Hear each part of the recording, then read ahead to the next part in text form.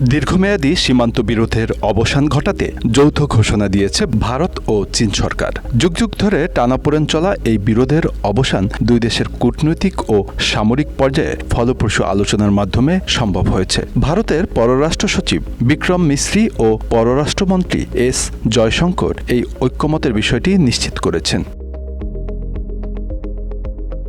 প্রাকৃতিক সৌন্দর্যে ভরপুর লাদাখ, যেখানে বিস্তীর্ণ সীমান্ত এলাকা দুই প্রতিবেশী দেশের জন্য অস্থিরতা বয়ে এনেছে। 2020 সালে গালওয়াল উপত্যকায় সংঘর্ষের পর থেকে ভারত চীন সম্পর্কে টানাপোড়েন আরও তীব্র হয়ে ওঠে। তবে সম্প্রতি এক যৌথ প্রচেষ্টায় দেমচক ও দেপসাং অঞ্চলের মতো বিতর্কিত এলাকায় টহল এবং সেনা মোতায়েন বিষয়ে সমঝোতায় পৌঁছেছে দেশ দুটি। পররাষ্ট্র সচিব মিশ্রি বলেছেন, গত কয়েক সপ্তাহে দুই দেশের মধ্যস্থতাকারী বিভিন্ন ফোরামে আলোচনা করেছেন। এমনকি ব্রিক্স সম্মেলনের প্রাক্কালে রাশিয়ায় এই আলোচনা এবং মধ্যস্থতা চালিয়ে গেছেন কূটনীতিকরা। মিশ্রির বক্তব্য স্পষ্ট যে ভারত চীনের সম্পর্কের ইতিহাসে এটি একটি গুরুত্বপূর্ণ অধ্যায়। ভারতের স্বরাষ্ট্রমন্ত্রীর দাবি, 2020 সালের আগের মতো সীমান্তের টহল কার্যক্রম পুনরায় শুরু করতে দুই দেশ একমত হয়েছে। পরিস্থিতি স্বাভাবিক করতে আমরা প্রস্তুত।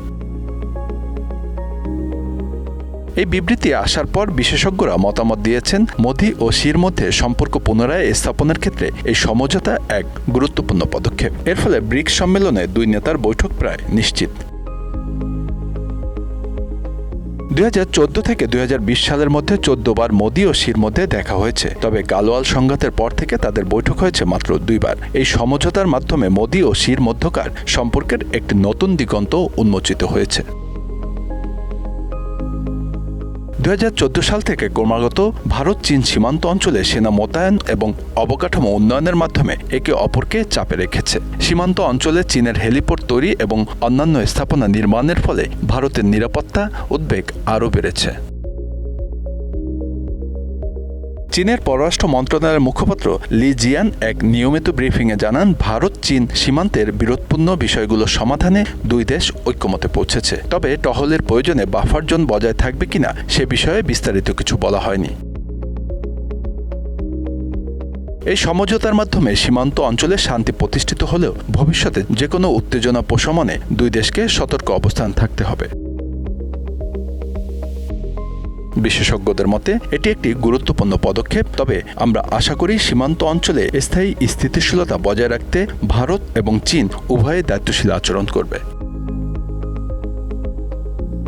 ভারত ও চীনের মধ্যে এই চুক্তি নিয়ে বিস্তারিত প্রকাশ করা হয়নি। তবে দুই দেশের যৌথ উদ্যোগে সীমান্তে শান্তি প্রতিষ্ঠার এই প্রচেষ্টা বৈশ্বিক রাজনীতিতে ভারত চীনের বন্ধুত্বপূর্ণ সম্পর্কের বার্তা ছড়িয়ে দেবে, এমনটাই আশা করছেন বিশ্লেষকরা।